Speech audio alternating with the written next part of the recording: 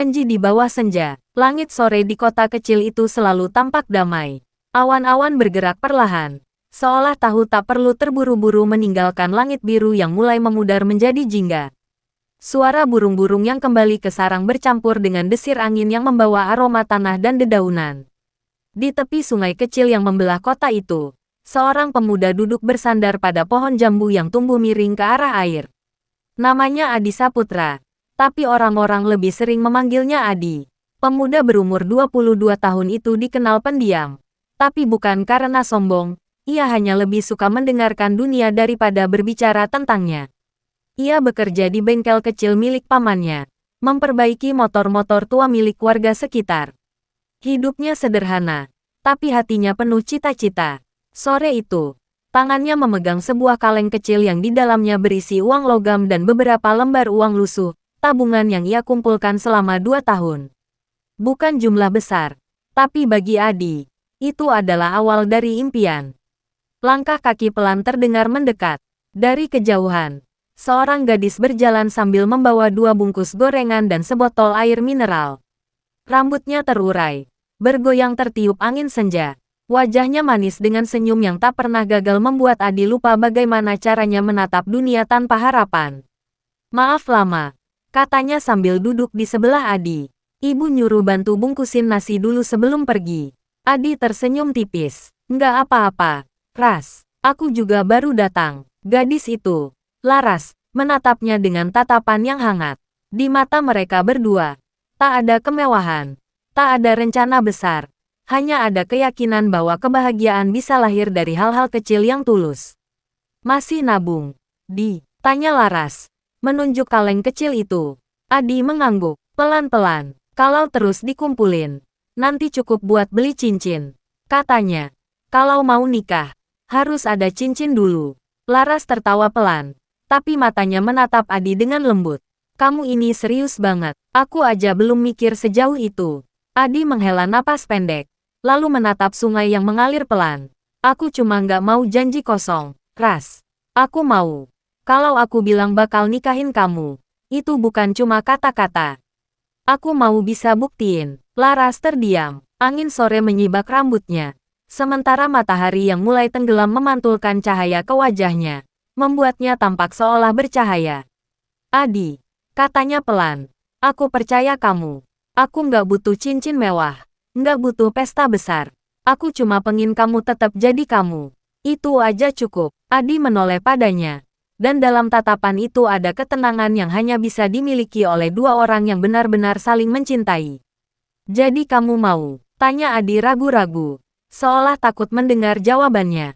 Laras tersenyum dan mengangguk. "Aku mau." Hening, hanya suara gemericik air sungai yang mengisi ruang di antara mereka. Lalu Adi menarik napas dalam-dalam dan berkata dengan nada tegas tapi bergetar. "Aku janji, Ras, kalau tabunganku cukup, aku bakal datang ke rumah kamu, bawa cincin, dan minta izin ke orang tuamu. Aku bakal nikahin kamu." Laras menatapnya lama, lalu menyentuh tangan Adi dengan lembut. "Kalau begitu, aku juga janji, aku bakal nunggu kamu, sampai kapanpun." Matahari tenggelam perlahan di balik pepohonan, meninggalkan semburat jingga yang redup. 2 hati itu saling menggenggam, seolah percaya bahwa waktu akan baik pada mereka. Hari-hari setelah itu berjalan seperti biasa. Adi terus bekerja di bengkel. Laras membantu ibunya di warung kecil depan rumah. Setiap sore, mereka bertemu di tempat yang sama, tepi sungai di bawah pohon jambu. Kadang mereka hanya diam, menikmati suara alam. Kadang tertawa membicarakan hal-hal sepele, anak-anak yang bermain di jalan, motor pelanggan yang mogok 2 kali dalam sehari, atau rencana masa depan yang masih samar. Namun, di balik semua itu, janji mereka menjadi cahaya kecil yang membuat hidup terasa berharga. Suatu malam, ketika Adi baru saja pulang dari bengkel, ia membuka kaleng tabungannya. Ia menghitung uangnya dengan hati berdebar. Jumlahnya masih jauh dari cukup, tapi semangatnya tidak pernah surut. Ia menatap langit malam dari jendela kamarnya yang sederhana. "Sedikit lagi, Ras," gumamnya. "Sedikit lagi, aku bisa benerin semua." Ia tak tahu, waktu adalah hal yang paling licik di dunia ini. Ia memberi harapan, lalu mencurinya tanpa peringatan. Musim hujan datang lebih cepat tahun itu. Hujan turun nyaris setiap sore, membuat sungai kecil di kota itu meluap. Bengkel tempat Adi bekerja sempat tergenang, tapi ia tetap datang setiap pagi, menyalakan mesin, memperbaiki motor, dan sesekali menatap hujan dengan pikiran melayang.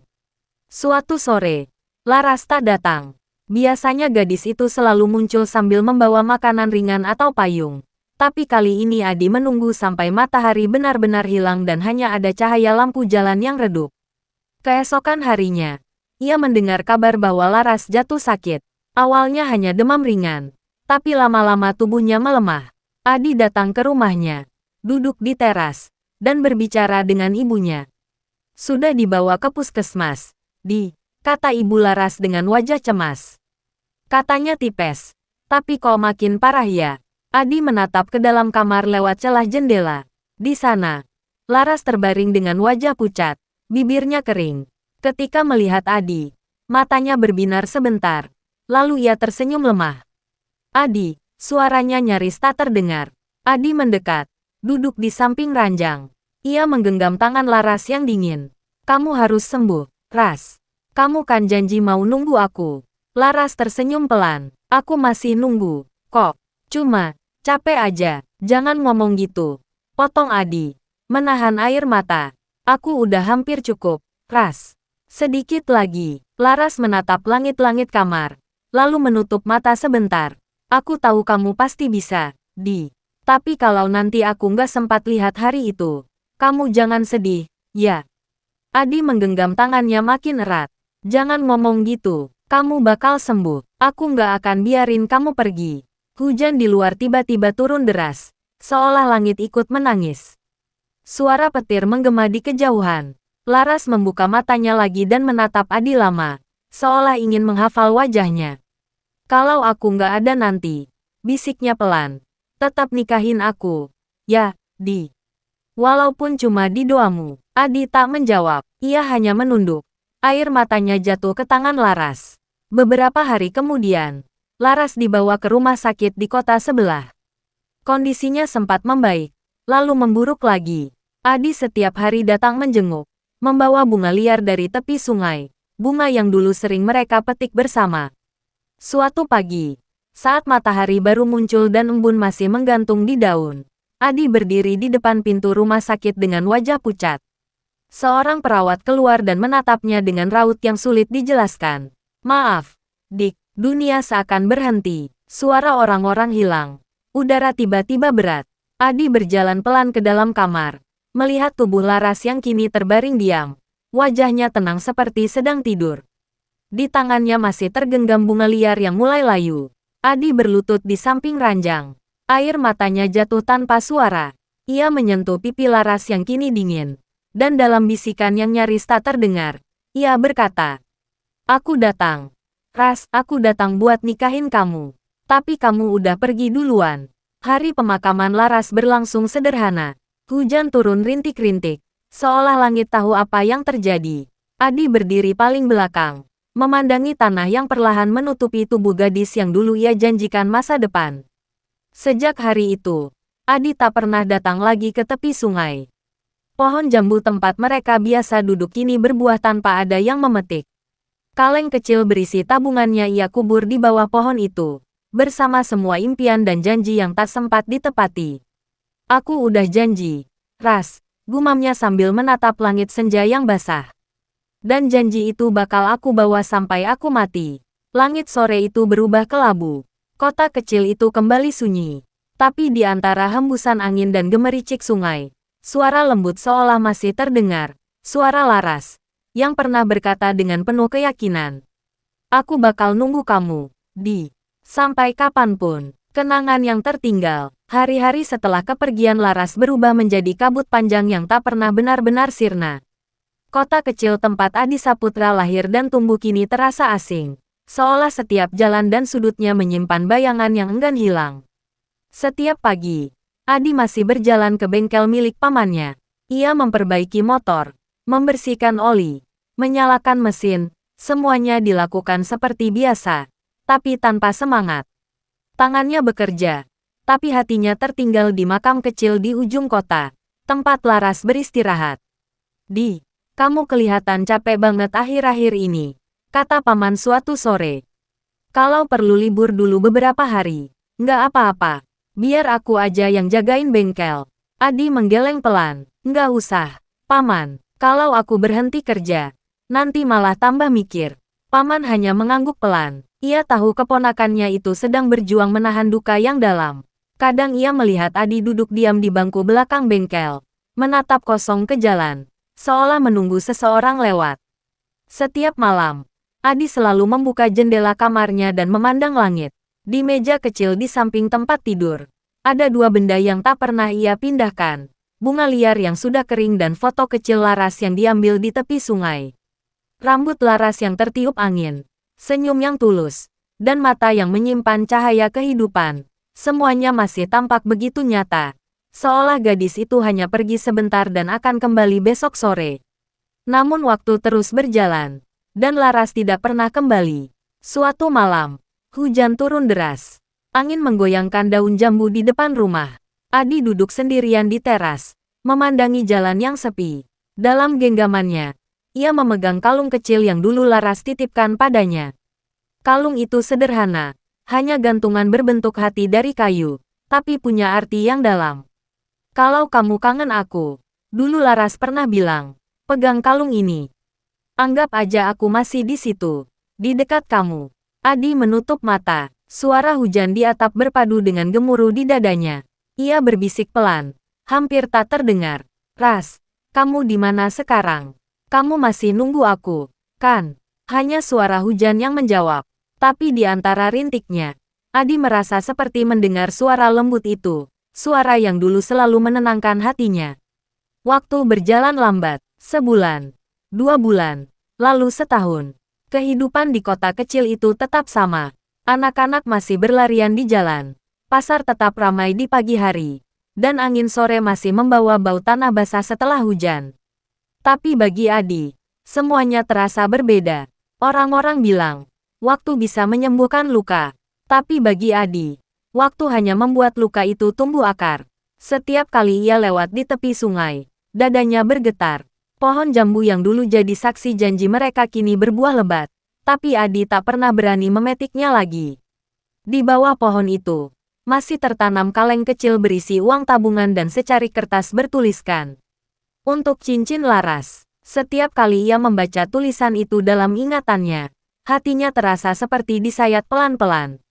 Suatu sore, Adi akhirnya memberanikan diri datang ke makam Laras. Langit mendung, dan aroma tanah basah masih tercium kuat setelah hujan semalam.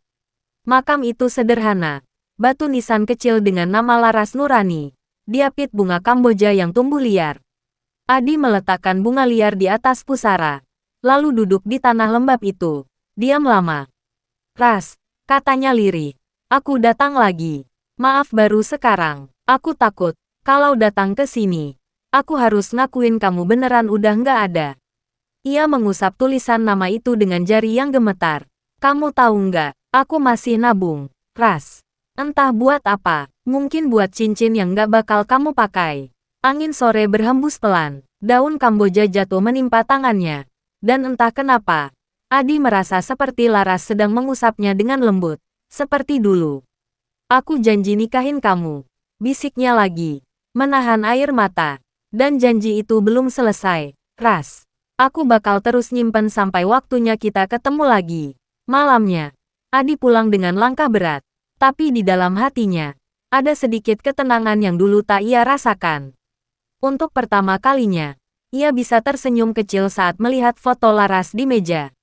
Bukan karena sudah melupakan, tapi karena ia tahu, kenangan itu bukan beban, melainkan bagian dari dirinya yang tak akan pernah hilang. Beberapa minggu kemudian, Paman Adi memutuskan menutup bengkel sementara karena sakit. Adi yang kini sudah lebih tenang, memutuskan mengambil pekerjaan baru di toko elektronik dekat pasar. Hidupnya mulai berjalan lagi, perlahan. Namun, setiap sore setelah toko tutup, Adi selalu melewati jalan kecil menuju tepi sungai.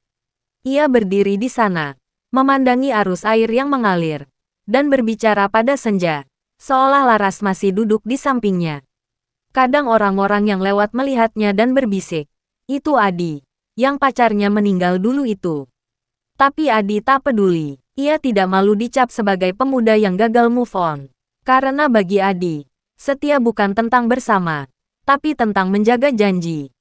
Suatu hari, seorang anak kecil datang ke toko tempat Adi bekerja. Wajahnya mirip Laras, mata besar dan senyum lembut yang sama. Anak itu membeli baterai kecil, tapi uangnya kurang Rp1.000. Adi tersenyum dan menutupi kekurangannya. "Terima kasih, Kak," kata anak itu. "Namaku Rara." Nama itu menamparkan hati Adi dengan lembut. Ia tertegun beberapa detik sebelum menjawab. "Sama-sama, Rara. Hati-hati di jalan." "Ya." Saat anak itu pergi, Adi menatap langit yang cerah.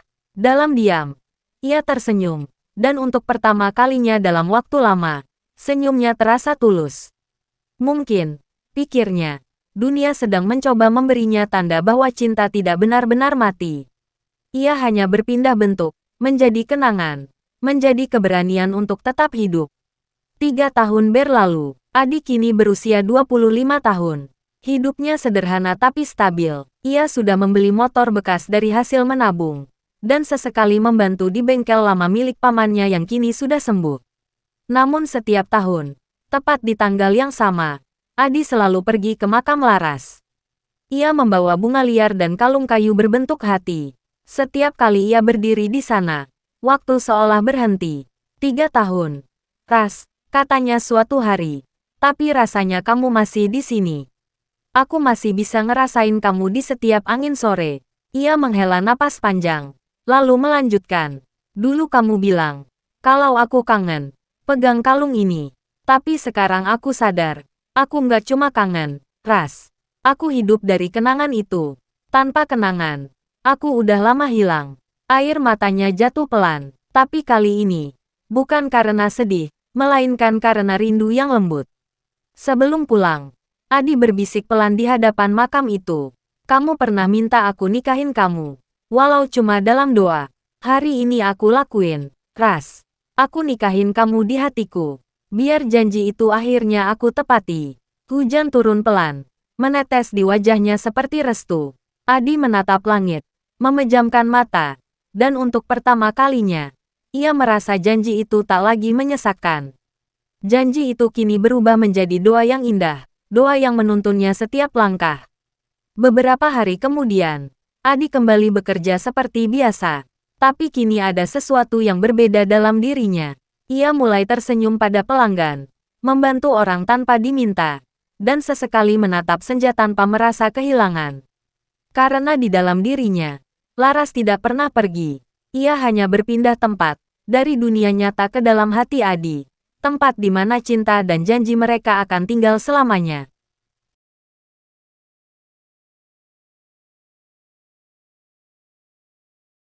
Surat yang tak pernah terkirim. Pagi itu, udara di kota kecil itu terasa lebih sejuk dari biasanya.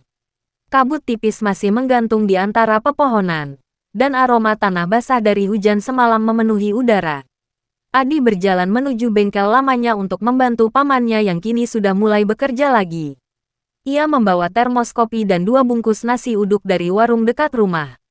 Bengkel itu masih sama seperti dulu, catnya sudah pudar, rak alat penuh debu, dan dindingnya dihiasi kalender lama bergambar motor. Tapi bagi Adi, tempat itu bukan sekadar bengkel. Disinilah ia pernah bermimpi, bekerja keras, dan menyusun masa depan bersama seseorang yang kini hanya hidup dalam kenangan. "Pagi, Di," sapa pamannya sambil tersenyum. "Kamu datang pagi banget hari ini." Adi hanya tersenyum tipis. "Kebiasaan, Paman. Kalau pagi, udaranya enak buat kerja." Mereka duduk sebentar, minum kopi, berbicara tentang pelanggan dan suku cadang. Hidup berjalan seperti biasa, tenang dan sederhana. Sampai siang itu, ketika seorang wanita tua datang membawa sebuah kotak kayu kecil yang sudah mulai lapuk. "Maaf," katanya pelan sambil menatap Adi. "Kamu Adi Saputra?" "Ya." Adi mengangguk ragu. "Iya, Bu. Saya Adi. Ada apa?" "Ya." Wanita itu tersenyum lembut. "Saya Bu Ratmi, tetangganya Laras dulu." Waktu rumah keluarga Laras dijual, saya bantu beresin barang-barang mereka. Dan waktu itu, saya nemuin ini di laci meja Laras. Saya nggak tahu ini buat siapa, tapi di atasnya tertulis nama kamu. Adi membeku, matanya langsung tertuju pada kotak kayu itu. Tangannya bergetar saat menerimanya. Ditutupnya, tertulis dengan spidol hitam yang sudah pudar.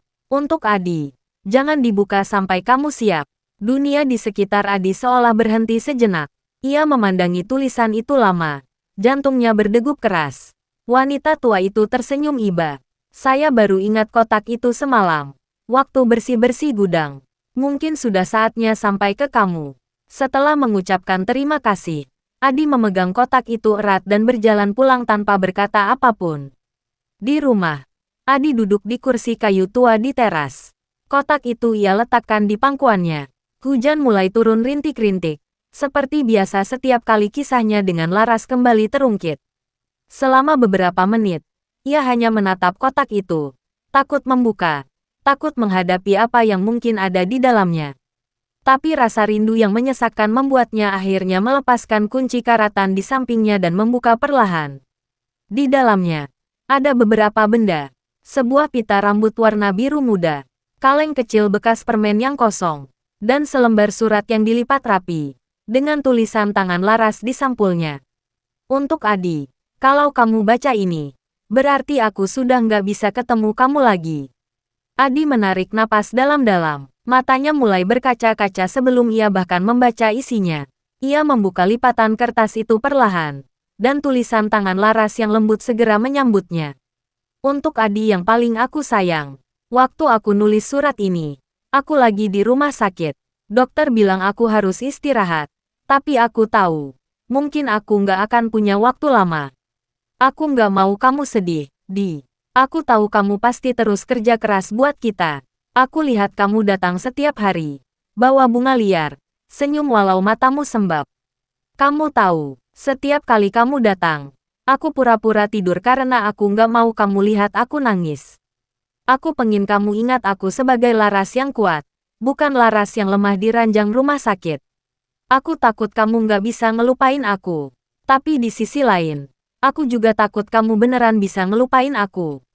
Aku egois, ya. Tapi begitulah cinta. Kalau nanti aku nggak ada, jangan berhenti hidup, Di. Dunia ini masih luas, dan kamu pantas bahagia. Kamu pantas punya rumah, anak, dan senyum baru yang bukan karena ingatan masa lalu. Tapi kalau suatu hari kamu rindu, datanglah ke tepi sungai itu. Aku bakal ada di situ, di setiap angin yang lewat, di setiap daun yang jatuh. Aku tahu kamu janji nikahin aku. Dan aku percaya kamu nggak akan lupa. Tapi janji itu nggak harus ditepati di dunia ini. Cukup bawa ke doa kamu. Aku nggak minta banyak, Di. Cuma satu hal, jangan berhenti percaya sama cinta. Walaupun cinta kita nggak sampai. Laras Nurani. Setelah membaca surat itu, Adi menunduk lama. Air matanya jatuh membasahi kertas yang sudah menguning. Hujan di luar semakin deras, seolah langit ikut menangis bersamanya. Seluruh kenangan yang selama ini ia tahan kembali menyeruak. Sore-sore di bawah pohon jambu. Suara tawa Laras. Janji yang terucap di antara jingga dan angin. Semua datang bersamaan.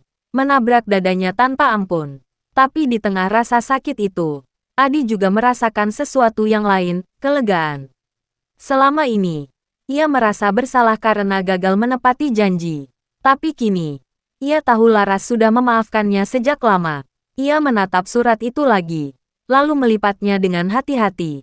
Setelah itu, ia keluar rumah, membawa surat itu ke tepi sungai, tempat segalanya dimulai. Langit mulai meredup saat Adi tiba di sana. Pohon jambu itu masih berdiri, lebih besar dari sebelumnya.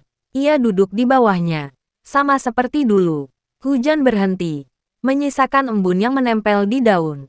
Suara air sungai yang mengalir membuat suasana makin hening. Adi membuka surat itu sekali lagi, lalu berbicara seolah Laras duduk di sampingnya. Ras, katanya pelan, aku baca suratmu. Aku nggak tahu kenapa, tapi rasanya kamu benar-benar masih di sini. Ia tersenyum samar. Kamu minta aku jangan berhenti percaya sama cinta, kan? Aku coba, Ras. Tapi aneh, Setiap kali aku buka hati, yang datang cuma bayangan kamu. Angin berhembus pelan, menyibakkan rambut Adi yang basah. Ia menatap ke langit, matahari hampir tenggelam, meninggalkan warna oranye yang indah. Aku janji, Ras, aku bakal hidup, tapi aku nggak akan pernah lupa kamu. Biarpun nanti aku punya rumah, keluarga, atau apapun, kamu tetap bagian dari aku. Selamanya. Setelah berkata begitu, Adi mengeluarkan kaleng kecil yang dulu ia kubur di bawah pohon. Ia membuka isinya. Masih ada uang logam dan secari kertas bertuliskan, untuk cincin Laras. Dengan hati-hati, ia memasukkan surat itu ke dalam kaleng, menutupnya, lalu menguburnya kembali di tempat yang sama.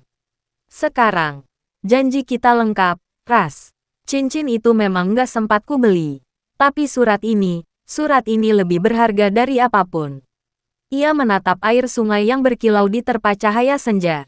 Dalam pantulan itu, ia seperti melihat Laras tersenyum, memakai pita biru di rambutnya, melambaikan tangan. Dan untuk pertama kalinya sejak kepergiannya, Adi membalas senyum itu tanpa air mata. Malam turun perlahan, Adi masih duduk di sana, memandangi langit yang mulai gelap.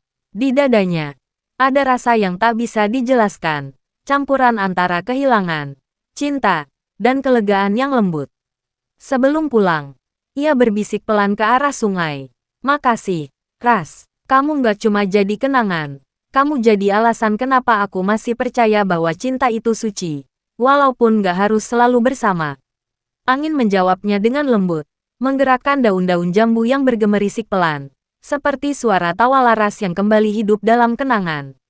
Hujan di hari Minggu. Sudah seminggu berlalu sejak Adi membaca surat terakhir dari Laras.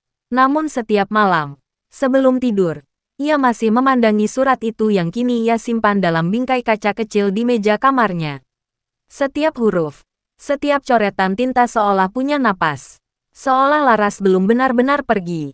Hari Minggu pagi, hujan turun lagi. Seperti biasa, kota kecil itu tampak lengang. Hanya suara air yang menetes di atap seng, bercampur aroma tanah yang lembab. Adi duduk di teras rumah sambil memegang cangkir kopi hitam. Matanya menerawang ke jalan yang basah, seolah menunggu seseorang lewat di sana. Namun yang datang hanya ingatan. Ingatan tentang Laras yang dulu selalu datang membawa payung merah. Ia suka memayungi Adi yang keras kepala, meski keduanya sama-sama kehujanan. Dan anehnya, pagi itu, Adi merasa benar-benar bisa mendengar suara Laras tertawa di antara rintik hujan.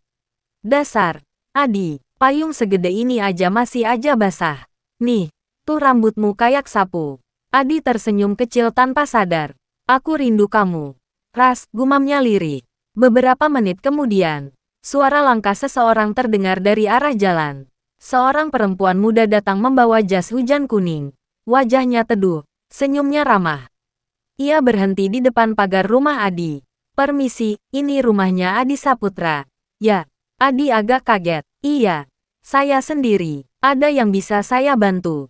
Perempuan itu mengangguk sopan. Perkenalkan, saya Rena. Saya guru baru di SD tempat almarhumah Laras dulu mengajar. Kepala sekolah bilang, Bapak Adi ini dulu pernah bantu sekolah waktu perbaikan kelas.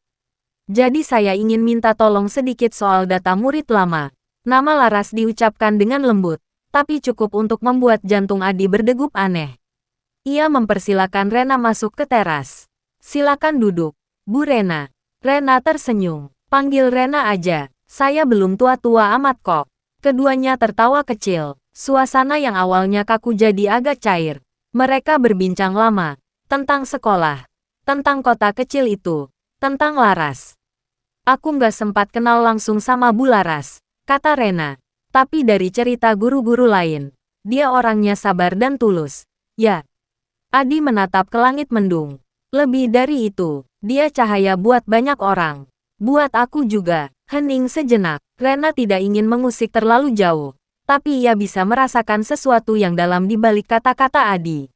Maaf kalau saya lancang, katanya perlahan. Tapi sepertinya Mas Adi masih sayang banget sama dia. Ya. Adi mengangguk. Bukan cuma sayang, aku janji mau nikahin dia. Tapi Tuhan punya rencana lain. Rena menunduk. Kadang cinta yang gak sempat selesai justru yang paling setia. Ya. Ucapan itu seperti menamparkan pelan hati Adi. Ia hanya bisa tersenyum samar. Iya, tapi kadang juga yang paling menyakitkan. Setelah siang menjelang, Rena pamit. Tapi sebelum pergi, ia berkata, sekolah minggu depan mau adain acara bakti sosial di sungai dekat sekolah. Kalau sempat, datang. Ya, kami butuh bantuan buat perbaikan jembatan kecil. Adi mengangguk. Baik, nanti saya ke sana. Ketika Rena berjalan pergi dengan jas hujan kuningnya, Adi memperhatikan langkahnya. Ada sesuatu pada cara perempuan itu menatap dunia, lembut, tapi penuh keberanian. Untuk pertama kalinya sejak Laras pergi, Adi merasa nyaman berbicara dengan seseorang lagi.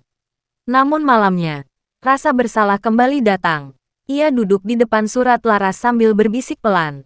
Ras, aku nggak bermaksud gantiin kamu. Aku cuma ngerasa hidupku mulai hangat lagi. Angin malam masuk lewat jendela, menggoyang tirai putih. Adi tahu, mungkin Laras ingin mengatakan sesuatu. Tapi ia juga tahu, Laras pasti ingin ia terus hidup. Hari Minggu berikutnya, cuaca cerah. Adi datang ke acara sekolah, membantu Rena dan anak-anak membersihkan sungai.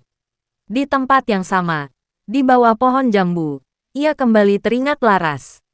Namun kali ini, kenangan itu tidak membuatnya hancur, justru membuatnya tersenyum. Mas Adi, seru Rena sambil membawa ember air. Boleh minta tolong, embernya bocor. Adi tertawa kecil. Wah, kayaknya harus ganti paku nih. Mereka tertawa bersama. Anak-anak pun ikut bersorak riang. Suasana begitu hidup. Siang itu, setelah acara selesai, mereka duduk berdua di bawah pohon jambu. Rena menatap ke arah sungai yang mengalir tenang. Tempat ini indah banget.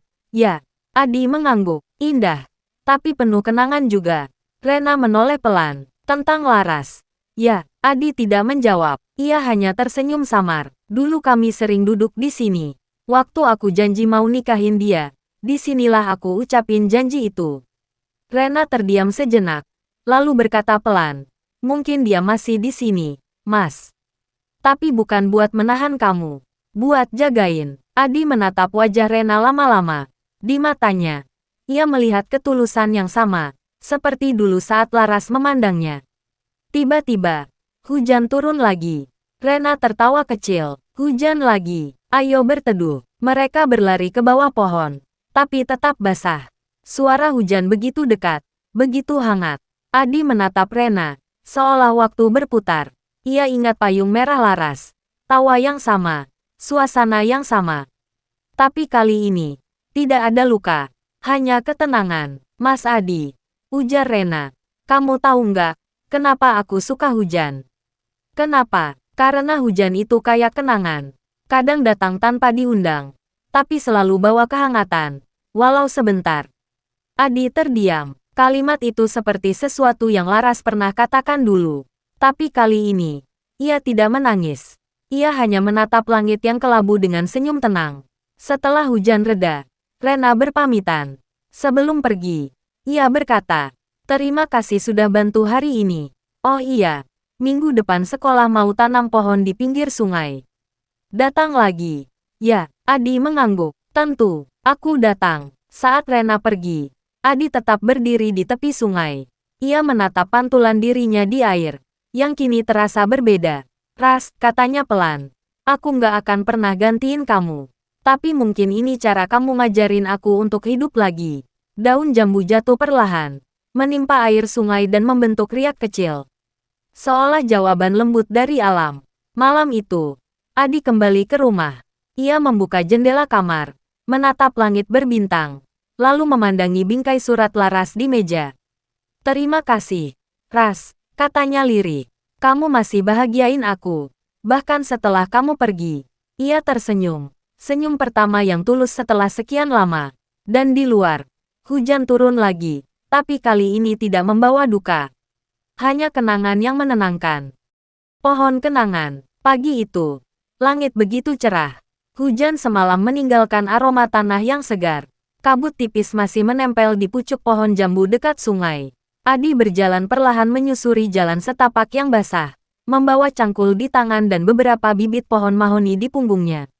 Sekolah tempat Laras dulu mengajar mengadakan kegiatan menanam pohon bersama. Sejak seminggu lalu, Rena sudah mengundang Adi untuk membantu. Awalnya, Adi ragu, tempat itu masih terlalu penuh kenangan. Tapi pada akhirnya ia memutuskan untuk datang. Saat tiba, anak-anak SD sudah berbaris rapi, membawa bibit pohon kecil dalam polybag. Mereka bersorak gembira melihat Adi datang. Om Adi datang, yeay. Rena tersenyum menyambutnya. Akhirnya datang juga, Mas. Saya kira lupa. Adi menggeleng pelan. Saya nggak mungkin lupa. Apalagi kalau tempatnya di sini. Rena menatap sungai yang mengalir tenang di belakang mereka. Tempat ini ya, yang kamu ceritain waktu itu. Iya, jawab Adi pelan. Dulu di sini aku dan Laras janji buat bangun rumah kecil di tepi sungai.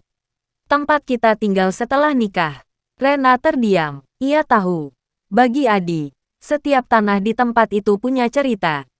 Tapi ia juga tahu, mungkin menanam pohon di sana adalah cara terbaik untuk memulai sesuatu yang baru. Setelah semua bibit dibagikan, anak-anak mulai menanam. Adi membantu menggali lubang-lubang kecil di sepanjang pinggiran sungai.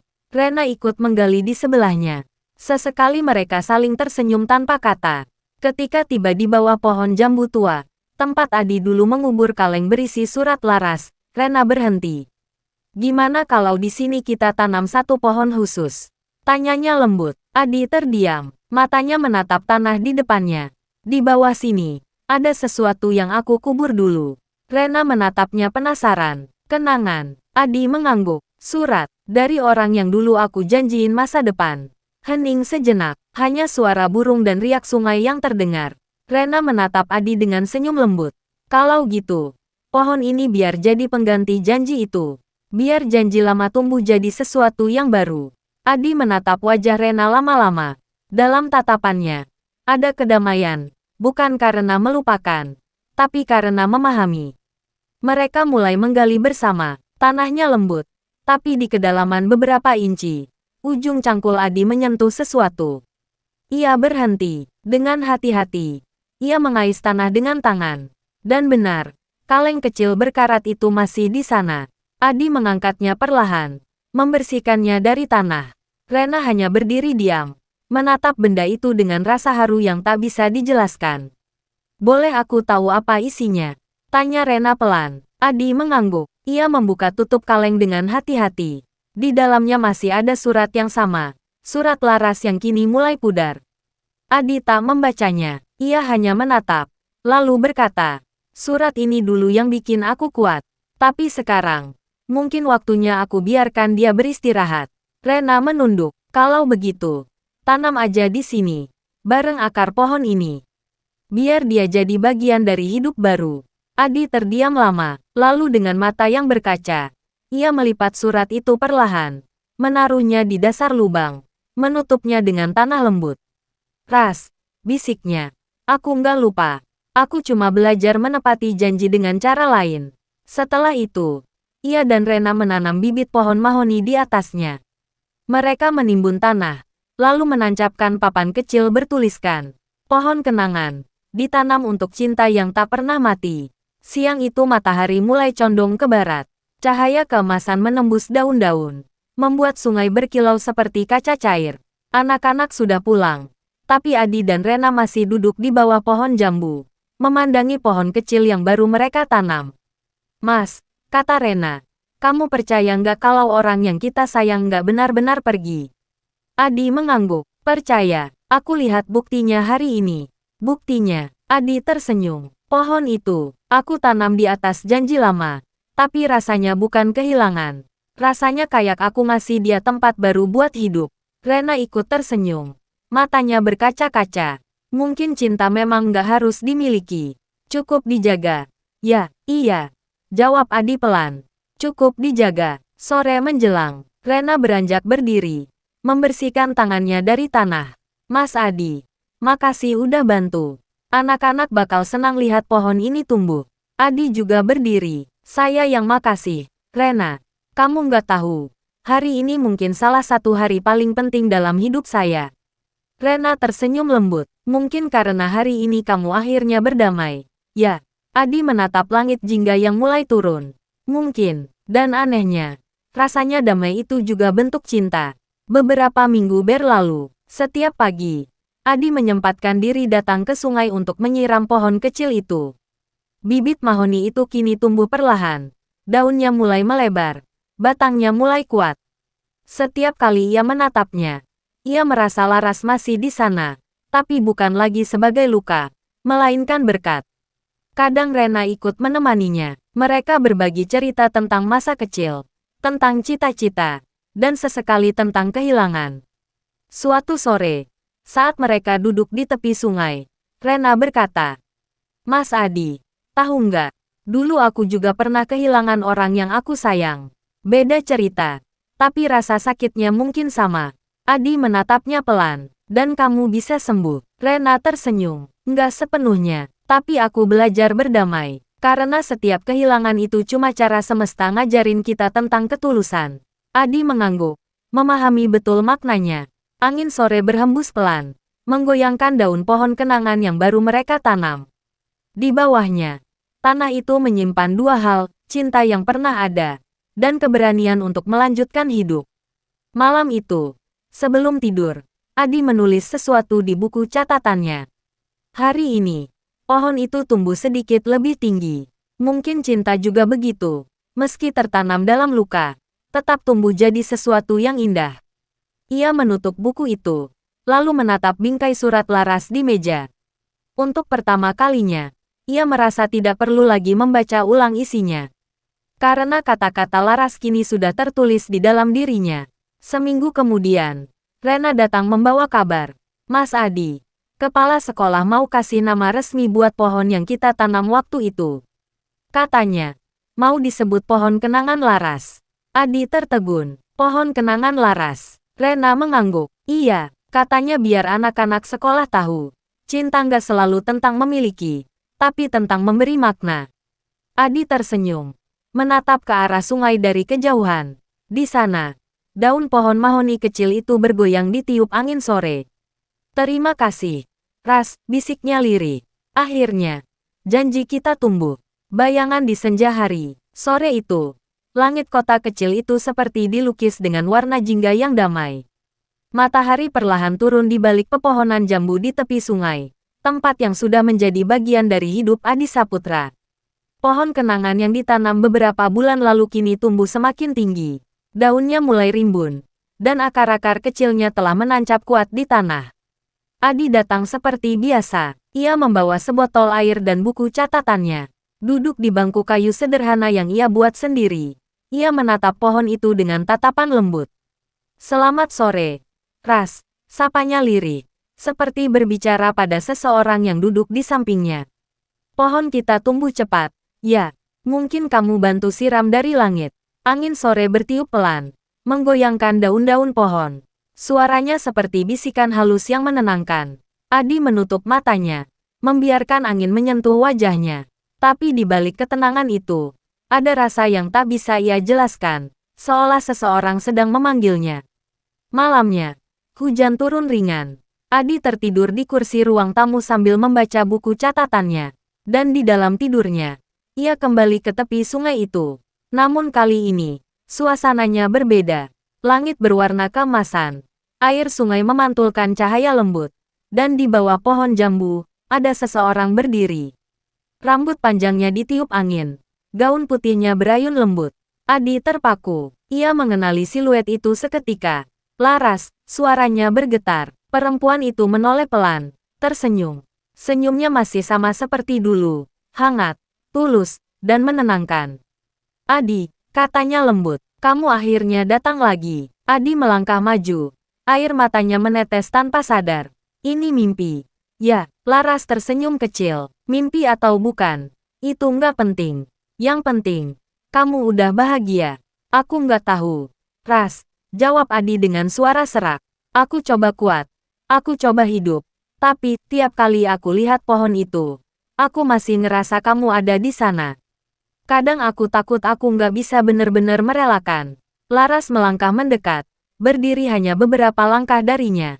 "Tapi kamu udah belajar," katanya lembut. "Itu yang paling penting." Kamu udah jalani hari-hari kamu tanpa nyalahin takdir. Aku janji mau nikahin kamu. Ras, kata Adi. Suaranya pecah. Dan aku gagal. Laras menggeleng pelan. Enggak, Di. Kamu enggak gagal. Janji itu enggak harus ditepati di pelaminan. Kamu udah menepati janji itu dengan cara kamu sendiri. Lewat pohon itu. Lewat hidup kamu yang enggak berhenti. Hening. Hanya suara angin dan riak air yang terdengar. Laras menatap Adi lama. Matanya penuh kasih. Aku bahagia lihat kamu bisa senyum lagi. Bisa bantu orang. Bisa sayang sama hidup.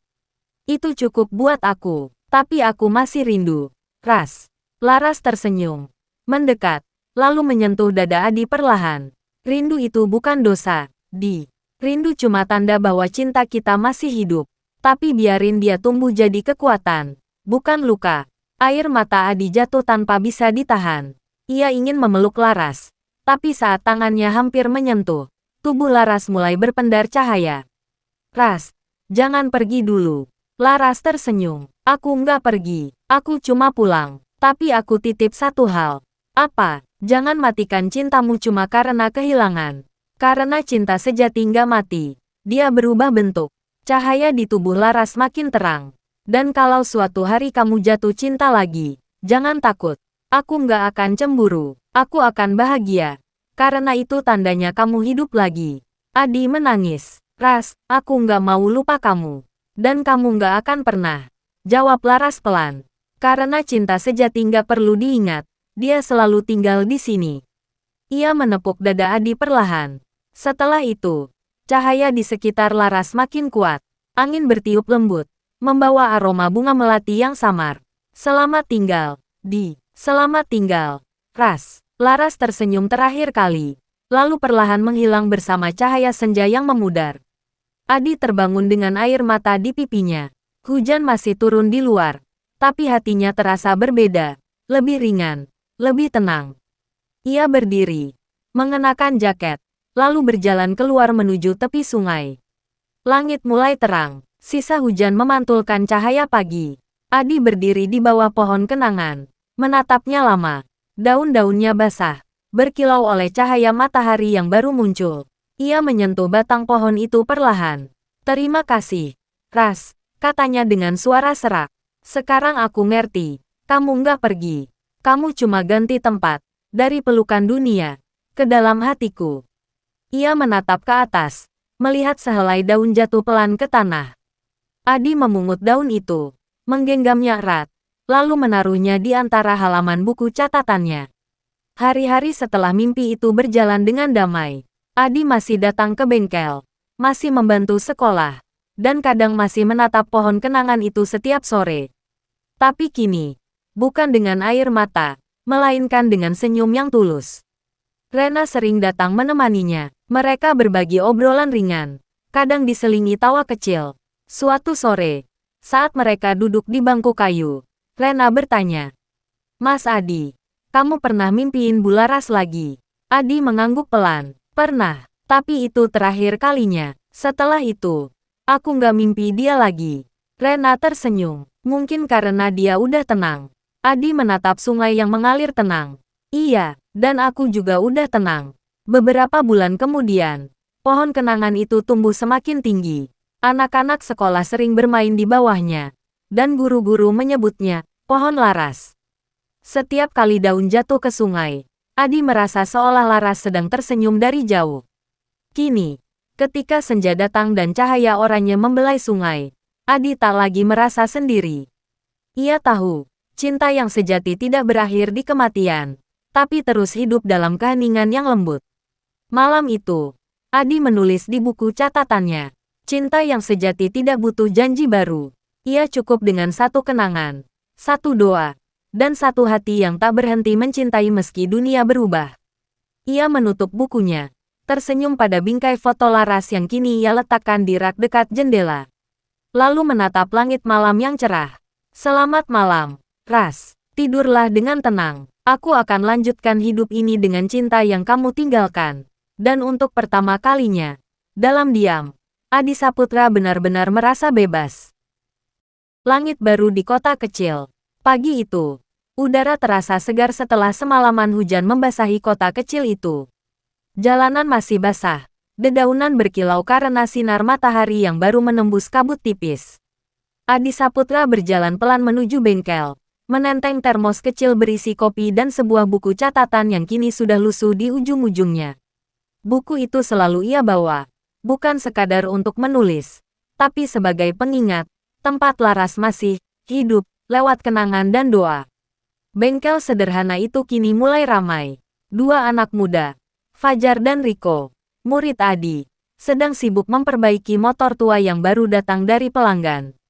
Pagi, Mas Adi, seru Fajar sambil tersenyum. Pagi, Jar, udah mulai duluan. Ya, iya, Mas, takut kehujanan lagi nanti sore. Adi tersenyum. Dulu, bengkel itu terasa sepi dan dingin. Tapi sekarang, ada tawa, ada suara, ada semangat.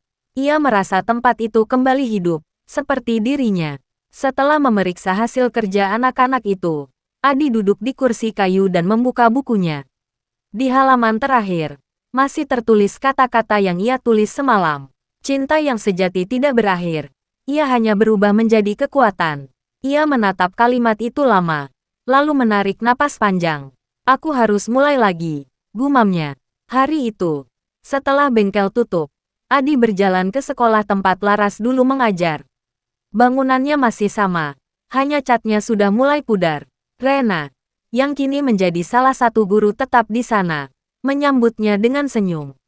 Mas Adi datang pas banget. Anak-anak baru aja selesai kelas terakhir. Adi mengangguk. Aku cuma mau lihat halaman belakang. Tempat pohon kenangan itu. Mereka berjalan bersama. Pohon jambu itu kini semakin besar. Di bawahnya, beberapa anak sedang membaca buku sambil duduk di tikar. Rena tersenyum melihat pemandangan itu. Dulu Bu Laras suka ngajarin mereka di sini juga. Katanya, tempat ini adem dan tenang. Adi terdiam sebentar. Iya, aku tahu. Dia bilang, kalau suatu hari nanti dia nggak bisa ngajar lagi, dia pengen anak-anak tetap belajar di bawah pohon. Karena di bawah pohon, mereka bisa lihat langit. Rena menatap Adi dengan lembut. Mas Adi, aku tahu ini mungkin masih berat. Tapi aku pikir, udah waktunya impian itu diterusin. Impian, Bu Laras dulu sempat cerita. Ujar Rena. Dia pengen bikin taman baca buat anak-anak di sekitar sini. Supaya mereka bisa belajar tanpa harus jauh-jauh ke kota. Adi menatap langit sore. Cahaya keemasan mulai turun, menyinari daun-daun pohon itu. Taman baca, gumamnya pelan. Ya, mungkin, ini saatnya. Malam itu, Adi menatap peta kecil kota di meja kamarnya.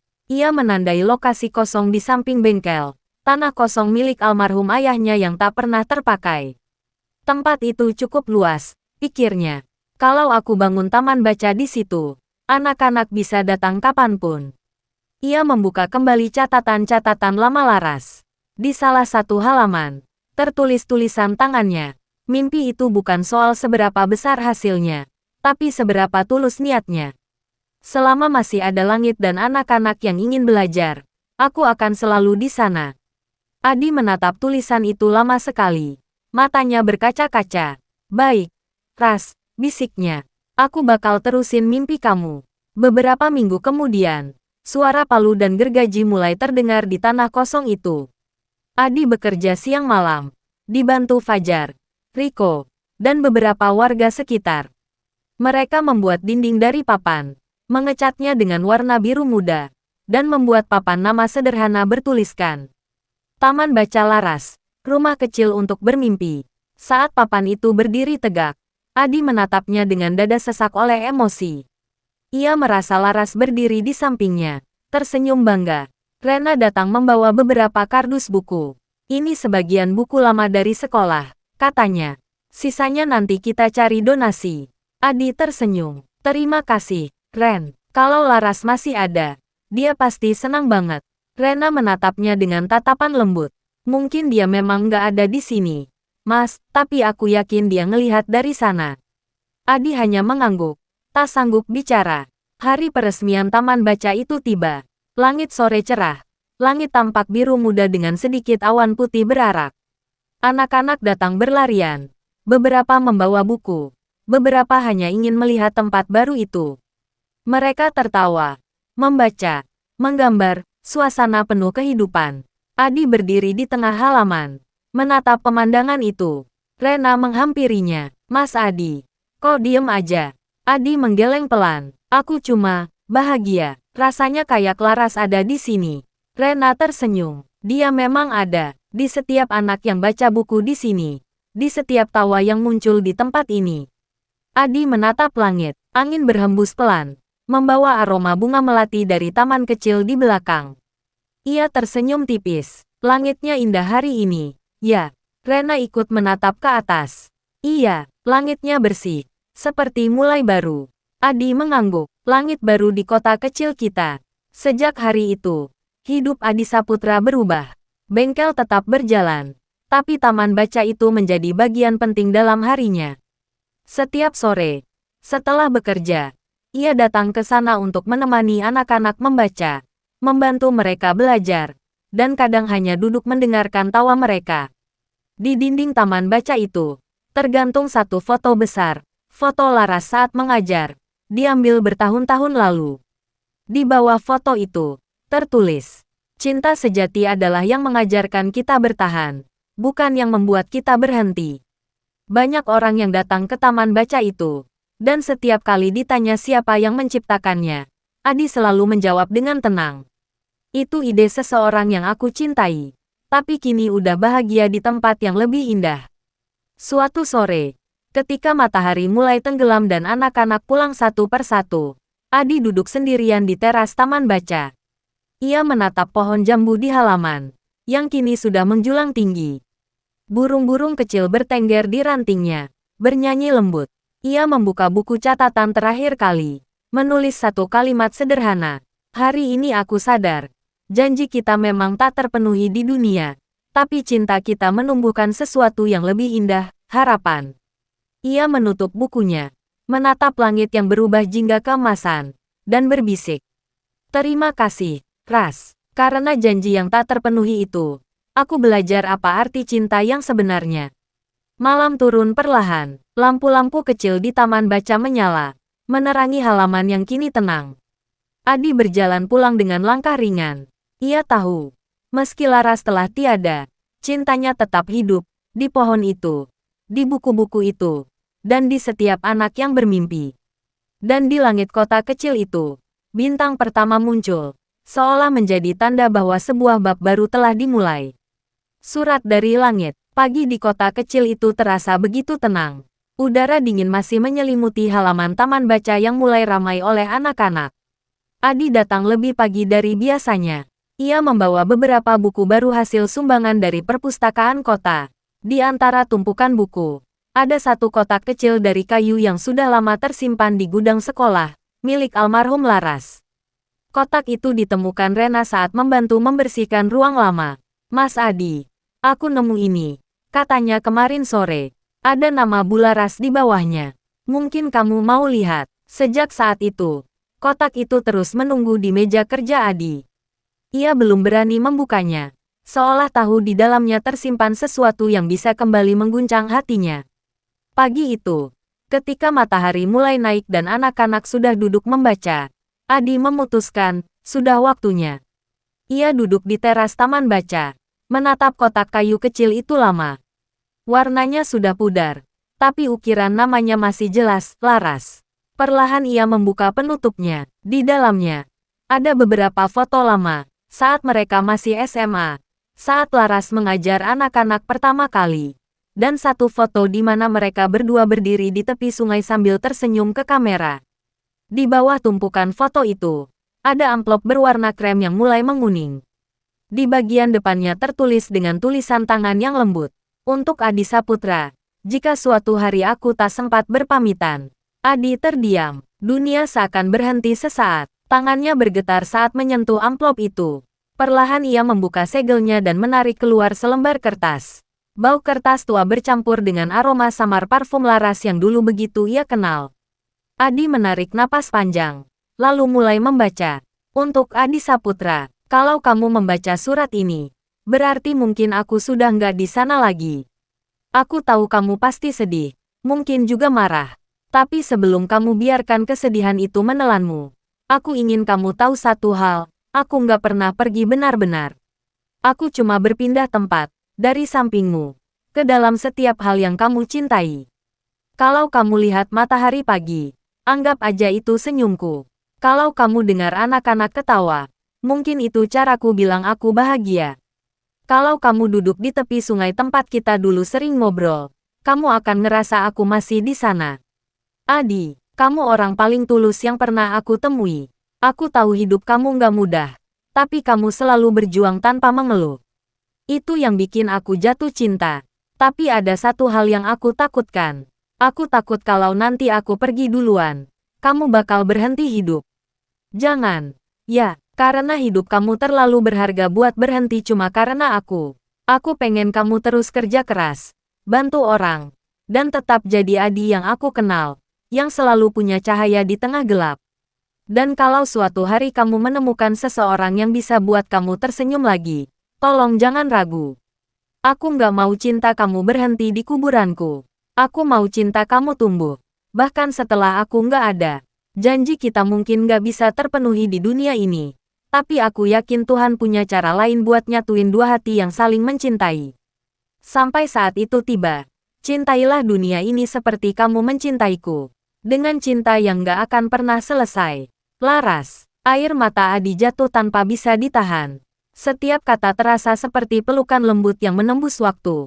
Ia menunduk lama, menggenggam surat itu di dada. Ras, suaranya bergetar. Kamu bahkan masih sempat mikirin aku. Bahkan saat kamu tahu waktumu gak banyak. Ia menatap langit yang mulai cerah. Awan berarak perlahan, membentuk celah kecil yang memperlihatkan birunya langit. Hatinya terasa hangat, bukan lagi karena kenangan, tapi karena rasa syukur. Beberapa hari setelah menemukan surat itu, Adi menaruhnya dalam bingkai kaca kecil dan menggantungnya di dinding taman baca, di sebelah foto Laras. Setiap kali anak-anak bertanya, "Itu surat apa, Mas?" Adi menjawab sambil tersenyum, "Itu surat dari seseorang yang ngajarin aku arti cinta dan keberanian."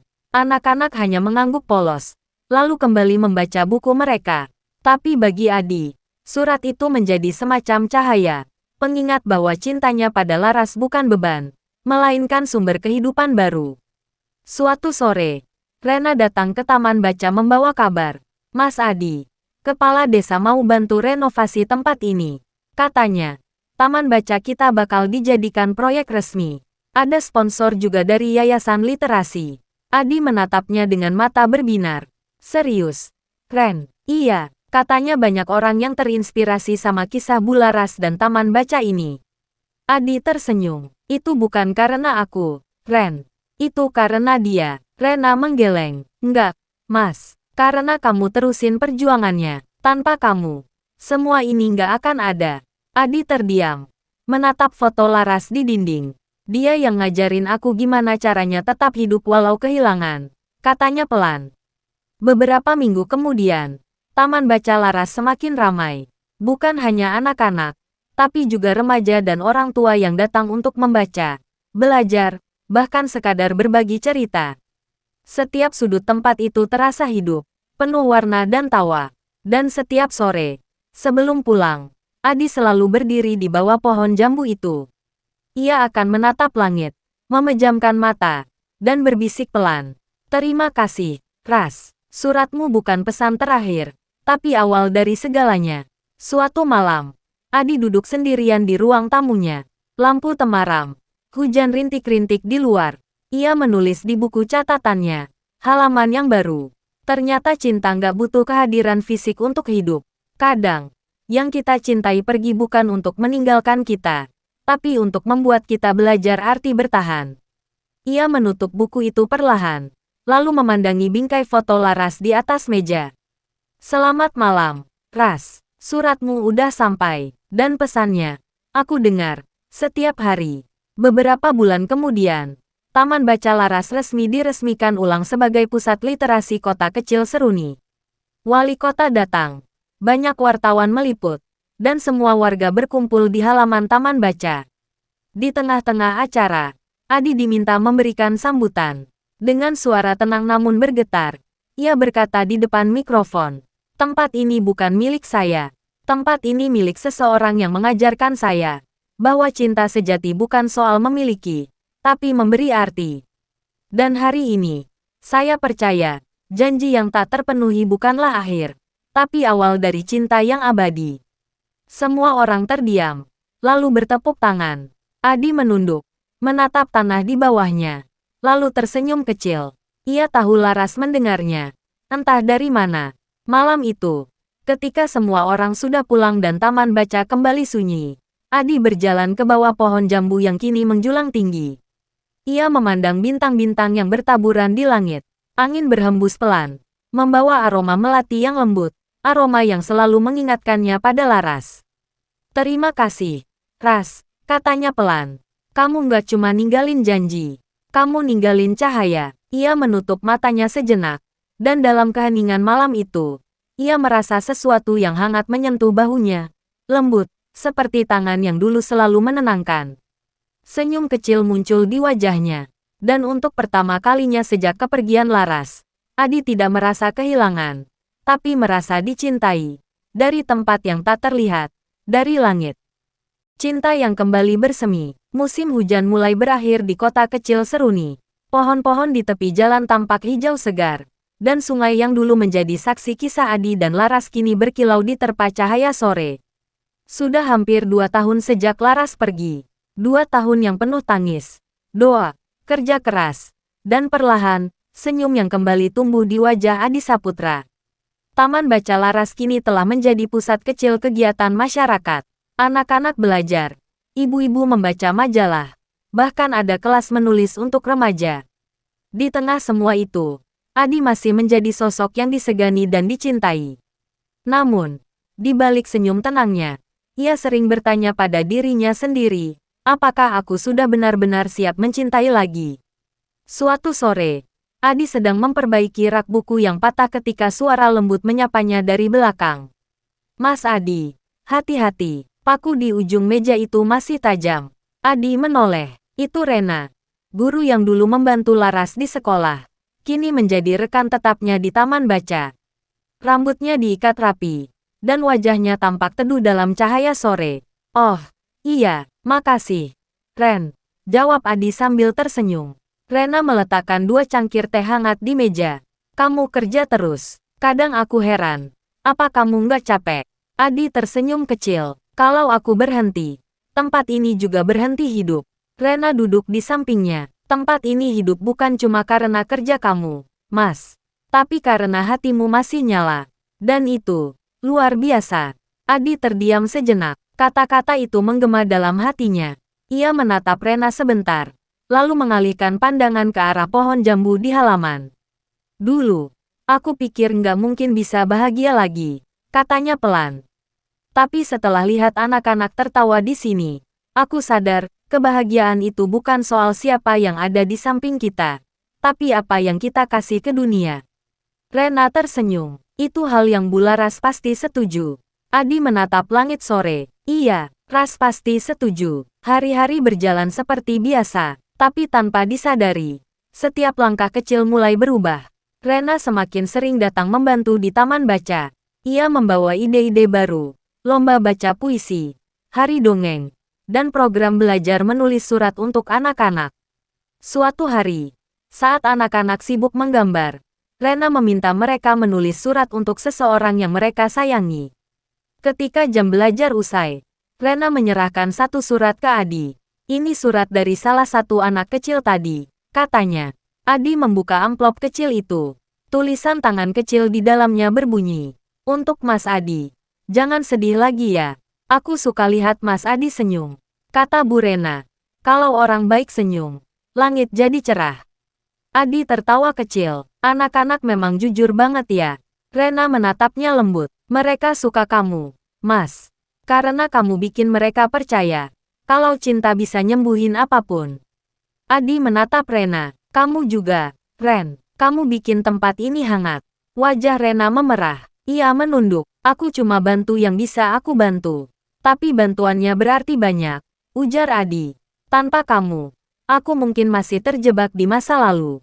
Waktu berjalan. Di bulan-bulan berikutnya, Hubungan mereka tumbuh dengan cara yang sederhana, tanpa janji, tanpa kata cinta, hanya perhatian kecil yang datang diam-diam.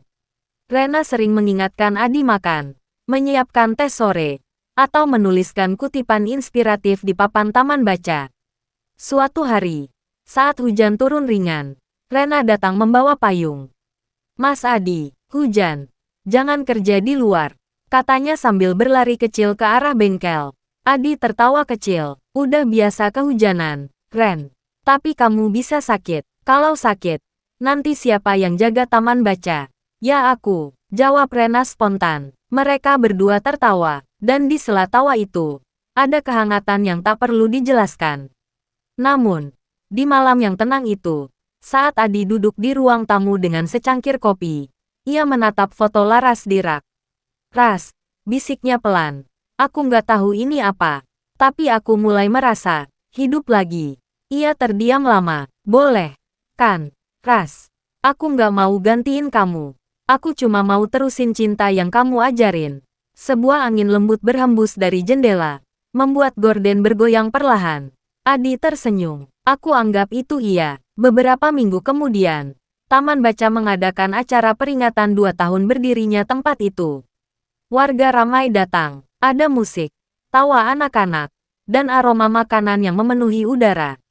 Adi berdiri di depan mikrofon, memberi sambutan.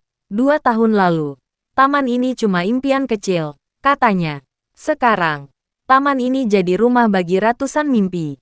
Semua ini karena cinta, bukan cuma dari satu orang, tapi dari semua orang yang percaya bahwa cinta bisa mengubah dunia kecil seperti kota kita.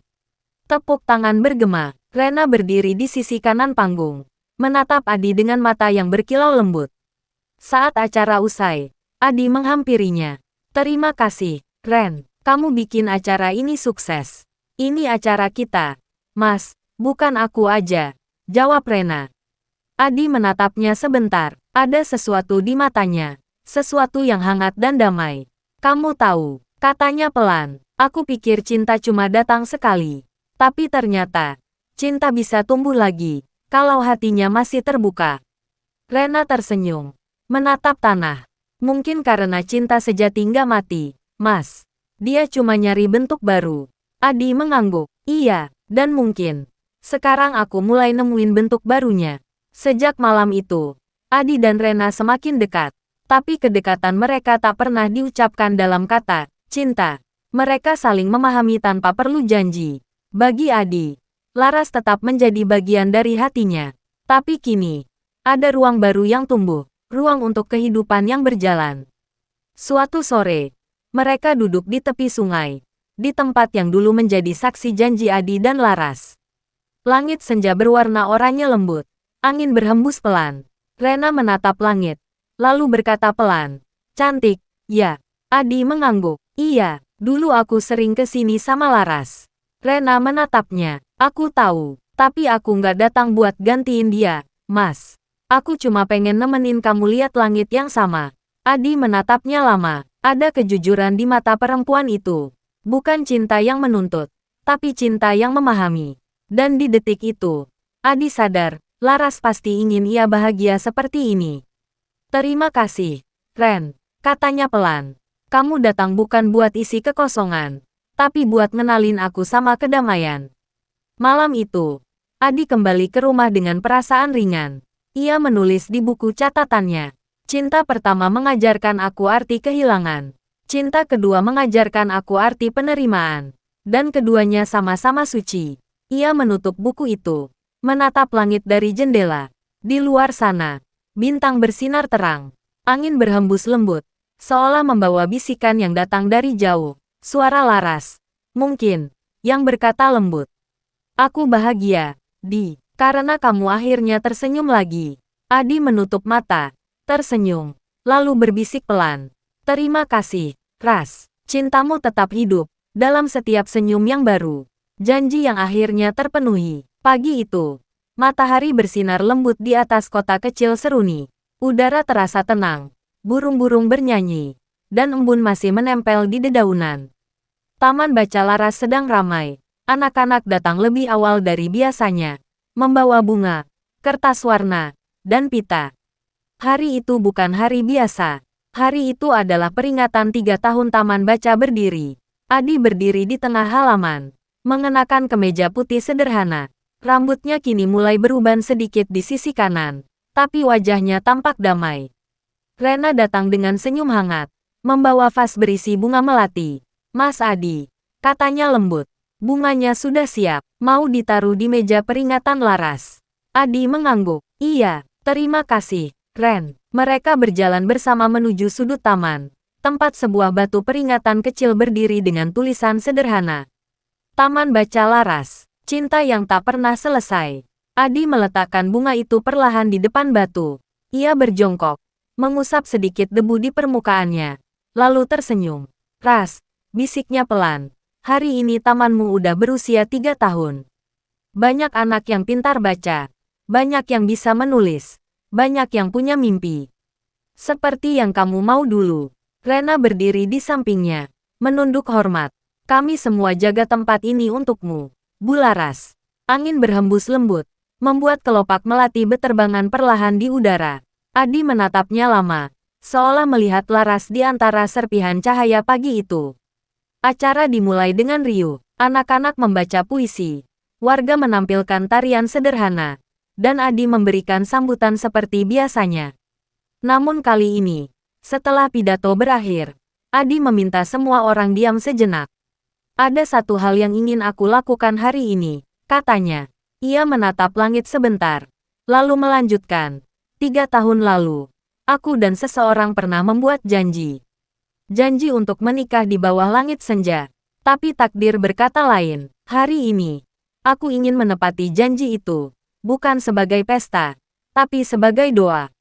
Suasana hening. Rena menatap Adi dengan mata berkaca-kaca, memahami apa yang akan dilakukan lelaki itu. Adi melangkah ke tengah taman, diikuti beberapa warga. Di sana, sebuah kursi dan meja kecil sudah disiapkan. Di atasnya, ada foto Laras tersenyum dalam bingkai kayu sederhana.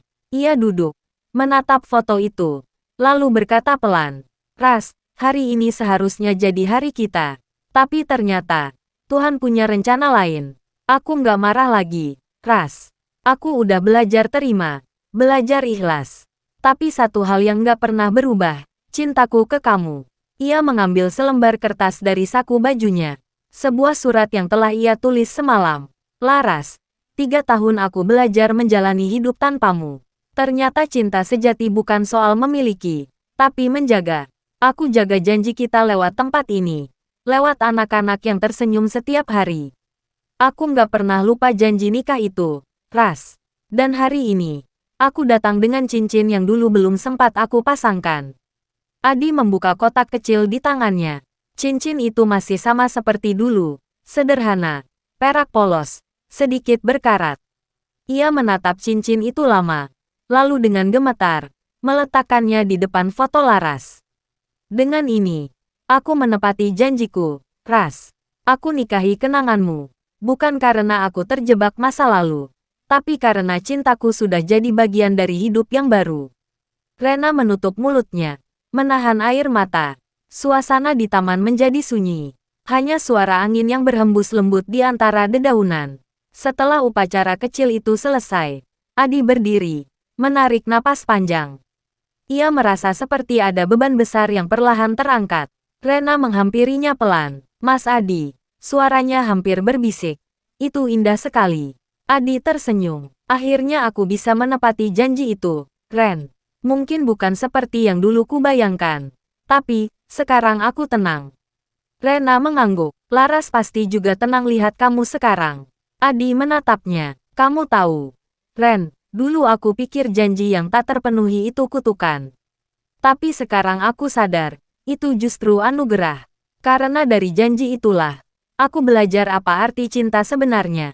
Beberapa bulan berlalu, Taman Baca semakin berkembang. Banyak sukarelawan datang dari kota lain. Nama, Taman Baca Laras, mulai dikenal luas. Dan Adi, kini bukan lagi lelaki yang terjebak di masa lalu. Ia menjadi sosok panutan, simbol ketulusan di kota kecil itu.